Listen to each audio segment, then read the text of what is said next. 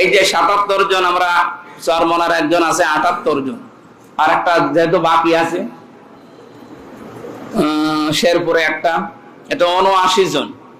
এই ৭৯ জন মিলে আমরা আশা করছি আগামীতে বাংলাদেশে এই যে বাকি এখনো ২০০ কতজন আছে ওনারা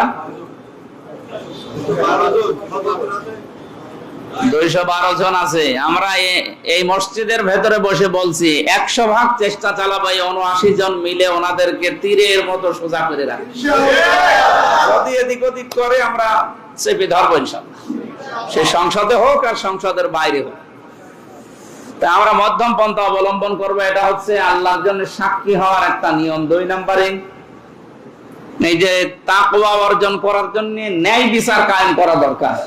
এটা ব্যক্তি, পরিবার, সমাজ এবং রাষ্ট্রের সব জায়গায় এই ন্যায় বিচার যদি আমরা কায়েম করতে পারি, রমজানের দ্বারা যে তাকওয়া অর্জন করার জন্য তাকিদ দেওয়া হয়েছে সেইটা এবার বাংলাদেশে কায়েম হবে।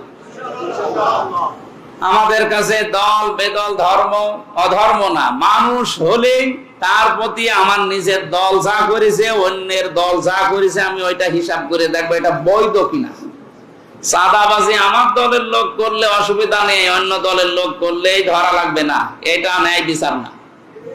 আমি এমপি শুধুমাত্র ১,৮৩,০০০ ভোট পেয়েছি এদেরই না, আমার ৪.৫ লাখ ভোট সবার জন্য আমি এমপি।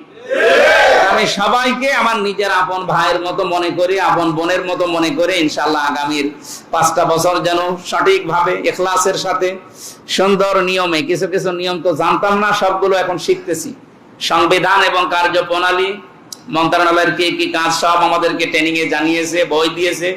এগুলো পড়ার মাধ্যমে, যেহেতু এখন সরকারি দলের নেই, বিরোধীতে আছি, সরকারি এবং বিরোধী দলের এমপির জন্য বরাদ্দ সমান সমান, কিন্তু লাইন ঘাট করে কিছু কিছু জিনিস একটু বেশি করা যায়। আমি চেষ্টা চালাবো আমার এই ফেস ভ্যালুটা কাজে লাগিয়ে আপনাদের জন্য কিছু করা। কারণ আমার তো আর লাগবে না, আমার যা আছে আছে চলে যাবে। আমার এই ফেসটা যেহেতু আল্লাহ একটা আলাদা ভাবে বানিয়েছে, আলাদা না, এটা দেখলেই অনেকে আছে না ঠিক আছে। এটার জন্য আমরা বিভিন্ন জায়গায় এটা কাজে লাগিয়ে আপনাদের পেছনে আমরা এই শ্রমগুলো সামনে দিতে চাই। এই আজটার আরো বেশি শিক্ষা, আমি আরো ৩-৪টা শিক্ষা নোট করেছিলাম, আগামীতে যদি চেষ্টা করি আসবো এলাকায়, তখন বলবো ইনশাআল্লাহ।